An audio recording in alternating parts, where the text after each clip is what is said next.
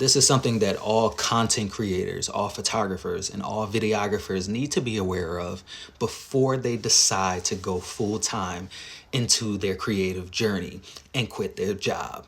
You are going to need 2 years of tax returns. So if you are planning on buying a new car with debt, if you are planning on buying a house soon, if you are planning on or in need of some type of loan, sometimes even getting apartments, they're going to want 2 years of tax returns to prove how much income you actually make. And a lot of creatives don't know this until they already are on the other side of it. Also, due to all of the tax knowledge on the internet, a lot of people are telling people to start these LLCs, these sole prise, and to write off everything. And that's cool because you'll pay less in taxes, but it also shows on paper that you made less money that year. So for easy numbers, say that you brought in $100,000 worth of revenue this year. If you write off $50,000 in expenses, you don't get to say, I made $100,000 this year. Your tax return is going to say you made $50,000 because you made 100 in gross revenue, you wrote off 50, you made 50 that year, you did not make 100.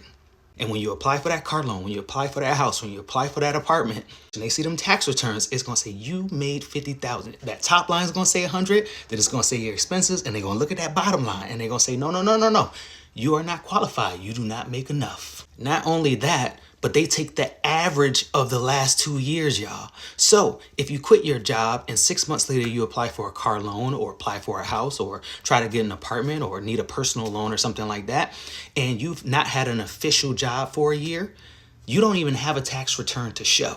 But just say a year and a half has passed by and you got 1 tax return. They still won't approve you because you need 2 tax returns. So let's say 2.5 years has passed by and you have your 2 tax returns. But that first year you made 100 and you wrote off 50. And in the second year you made 150 and you wrote off 50 again. In your mind, you're like, okay, I'm good. I now make $100,000 based on their standards on paper. I made 150, I wrote off 50, I make 100. No.